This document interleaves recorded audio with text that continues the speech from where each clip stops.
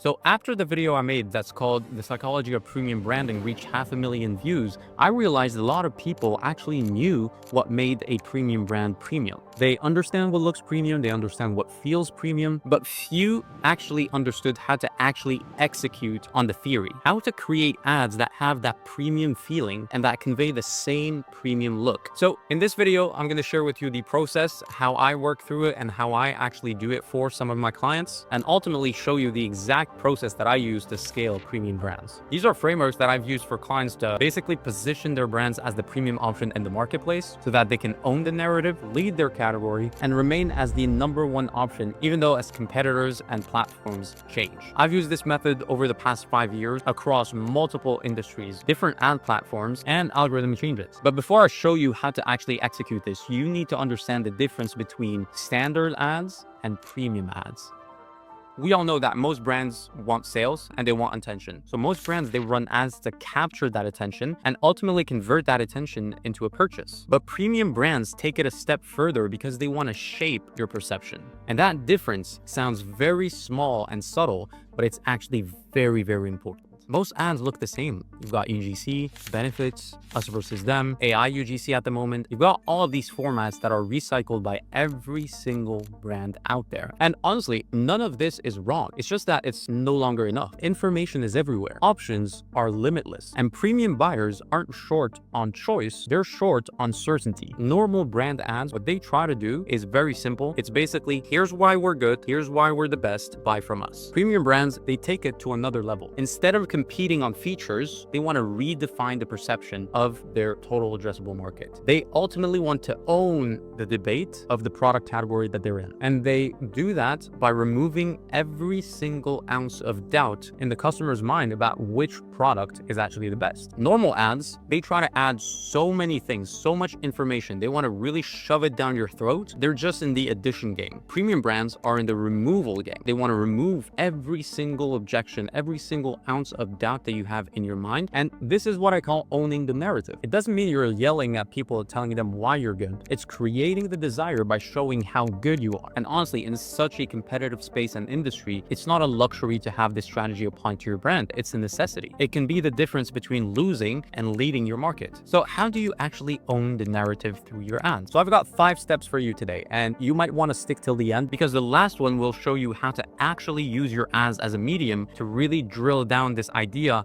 in your customers' minds. Now, step #1 is really the research mode. I want you to understand not only your market, not only who your customer is, not only defining who your avatars are, their awareness stage, their sophistication stage, all of that good stuff is really good. It's good intel for your ads, but I want you to add another layer, which is essentially identifying the debates that are occurring in your market. So what this means is basically looking at all the friction points that your customers have within the industry you're in. If they're buying a supplement because you're selling a supplement, or if they're buying a hair loss product, or if they're buying a bikini, or if they're buying a swimsuit, whatever it is. And you want to identify the gray zones in your industry, not the black and white stuff. If there's a feature against another feature in terms of importance, if there are 2 benefits that people aren't sure which one is the top #1, you want to actually own that debate. If your product, for example, promises benefit 1 and really strong at benefit 1, a little bit less at benefit 2, you want to own that debate and really show people that benefit 1 actually outweighs benefit 2. So in that sense, you want to do your research and identify what are the friction points that people have with the category of the product that I'm selling. What are the friction points they have with competitors? You want to look at your DMs and their ad comments. You want to look at Reddit threads to identify what are the frustrations of your customers. What are they debating about, essentially? And can you own a piece of that debate, if not the entire thing? And so once you have gathered that intel, what you want to do is you want to use your ad as a vehicle to transport that debate to the surface. More often than not, you'll find that these debates are within the industry that you're in or the subject matter. And so what you want to do is you want to bring that to the surface and really just shine light on that big problem and address it. Because by being the one to voice the doubts that your customers have, and doubts are inherently secret, you are essentially starting to position your brand as a trustworthy voice in the industry that you're in. A lot lot of the ads that you see online, they're bland, first of all, not only in format, but also in substance. So by voicing the doubts that your customers have and just putting them out there and shining light on them, you become a trustworthy authority by default. This 20-ounce bottle of Gatorade has 34 grams of sugar in it. One bottle of Prime has 2 grams of sugar. That's 17 times the amount of sugar. To help you visualize that, this is a 17x scale model of Prime. You would have to drink this entire giant bottle of Prime to consume the same sugar that's in this bottle of Gatorade. And honestly, I might, because it's the better for you option and it tastes delicious. Drink Prime. You're kind of hijacking all the inner doubts that your customers have and you're bringing them up to the light. That's very important. Step number 2 is you need to be very intentional and you need to decide what you want to be known for. The thought process is very simple. You want to shift your focus from selling features and benefits to selling beliefs, because in this age of advertising, features are commodities. Most industries are super saturated with very sophisticated customers. So you need to be not only selling the features, so you need to avoid overselling the features because those are commodities, honestly. And you need to shift your focus to selling beliefs because that's what premium brands do. They sell a belief to create premium loyalty. Take a look at Patek Philippe. If you were to identify the feature that they're selling, it's essentially durability. They don't word it as a feature, they word it as a belief. And you can take a look at their very famous advertising slogan that says, you don't own a Patek Philippe, you merely look after it for the next generation. And so this speaks about the durability, but it also sets a belief system in it because nobody says it. And it just takes you back to the classy nature of the brand itself. And essentially it elevates the brand. And these slogans really stand the test of time. So this is really a quick example of how you want to do it. If you're a Patek, you don't want to compete with Casio because Casio is equally as durable, if not more. And so what you want to do is you want to create a belief around your brand that really just reinforces what your brand stands for. Next, what I want you to do is to choose a specific pillar of authority. What I mean by that is, are you the innovator that's fixing a fundamental flaw in the products in your category? Or are you the artisan that obsesses over the 1% detail that actually takes your product to a different level and takes your expertise to a different level? A few good examples of this is actually Manière de Voir and their obsession with the design, but also the best quality to price ratio. Another one is Apple with their obsession on minimal, clean, aesthetic designs. And you see it being replicated by every single brand, regardless of the category. If you sell cars, if you sell bags, if you sell electronics, you'll see these same principles in action. Now, step number 3 is always focus on having objection-first creatives. So once you start owning a piece of debates in your category and you clearly identify what you want to be known for, now is the time to understand that people will only buy if they don't have any more objections in their mind that are preventing them from purchasing the product. Benefits sell and persuade, of course, but objection handling creates conviction that this is the right step for me because I don't have anything blocking me anymore. And so we need to focus as advertisers to have objection-first creatives, but that's the main goal that we have because it accelerates the purchase decision. When you talk to a premium buyer, you're talking to a pretty sophisticated buyer. You need to understand that these people are probably not short on money, they're short on certainty, and they typically hate falling for marketing hype without receiving the benefits that they were promised. But identify the top 3 objections that your customers have. Once you have those,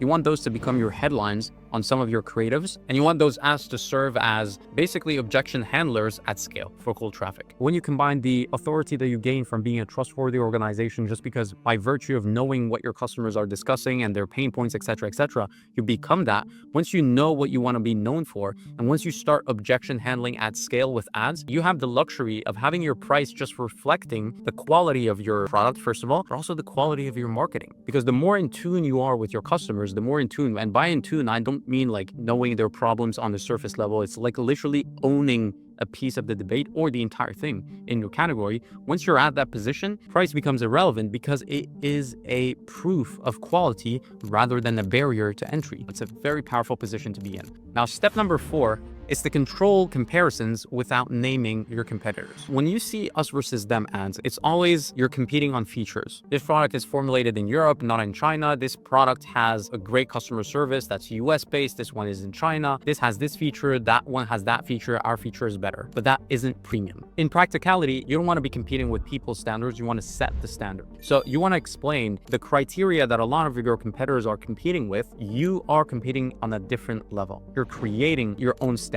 So by definition, If you're competing alone on that criteria, which defines what a premium brand is, your competitors are not premium anymore. And if you own that debate, now you're a one-of-a-kind product and you own the category that you're in. If you're selling skincare, for example, stop talking about how moisturizing your product is and start talking about how your product has a different and better molecular absorption. It's something that it's a criteria that you create for your product, and you're not competing with how moisturizing or not your product is. So it's really just creating that huge gap between your competitors and yours, and ideally placing your product and your brand as being superior. It won't happen overnight, but once the customers start accepting your new standard, your competitors are automatically disqualified because they're not even playing that game. And by the time they catch up, you're already cementing your brand as the go-to organization for the product that you're selling. Not a lot of people are great at executing it, but once it's executed really well, you own the category. Now, step number 5, one of the most important ones, is using ads to educate your market. Imagine if you had like 30% of your ad spend teaching people how to shop in your category, teaching them what are good products, what are bad products, what are premium products, really demonizing all the other options and making sure your product is seen as the only good product. That takes your brand from being just a glorified salesperson to becoming a trusted mentor. And it goes without saying that your product needs to be amazing. You can't do that with a subpar product. It needs to be a great product inherently, because you'll get caught, it won't be funny, and you kind of destroy your credibility at this point. You can even start to architect what we call buyer's guide style content that actually lists red flags to avoid when it comes to shopping in your category. And essentially at the end of the ad, the customer comes out of this with only your brand standing strong and all the other brands being eliminated by virtue of not meeting the standards that you set. If you're in fashion, or if you're in the skincare industry or the supplements industry, or you're selling a product that's in a very, very competitive space with a very sophisticated market,